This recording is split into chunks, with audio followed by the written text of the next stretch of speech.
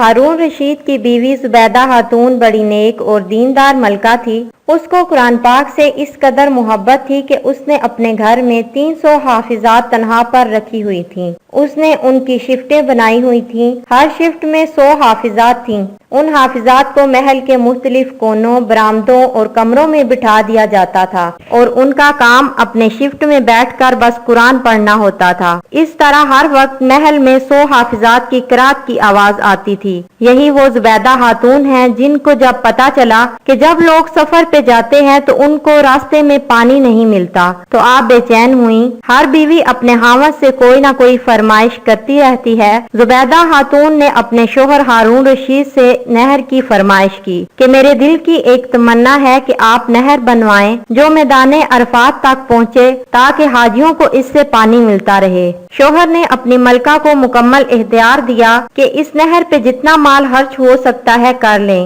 یوں ایک عظیم الشان نہر بن گئی جس سے کروڑوں انسانوں، پرندوں اور چرندوں نے فائدہ اٹھایا۔ کہتے ہیں جب زبیدہ کا انتقال ہوا تو اس کا دیدار لوگوں کو نصیب ہوا۔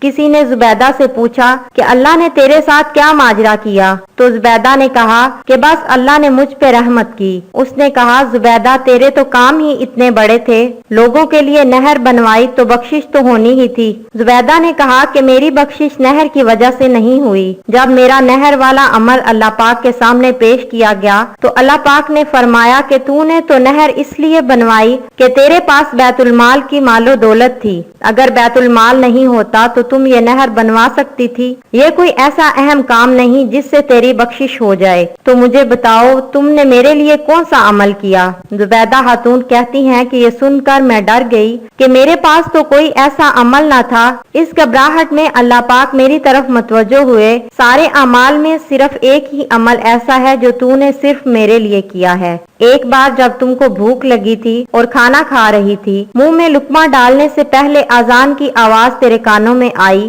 اس وقت تمہارے سر پہ دوپٹہ ٹھیک نہیں تھا، آدھا سر ننگا تھا۔ اس وقت تیرے دل میں خیال آیا کہ اللہ کا نام بلند ہو رہا ہے اور میرا سر ننگا ہے۔ تم نے اپنی بھوک کی پرواہ نہ کی، لقمہ نیچے رکھا اور اپنا دوپٹہ ٹھیک کر لیا اور پھر کھانا کھانا شروع کیا۔ تو نے لقمے میں جو تاخیر کی وہ میرے نام کی ادب کی وجہ سے کی، بس تیری مغفرت کی وجہ یہی ہے۔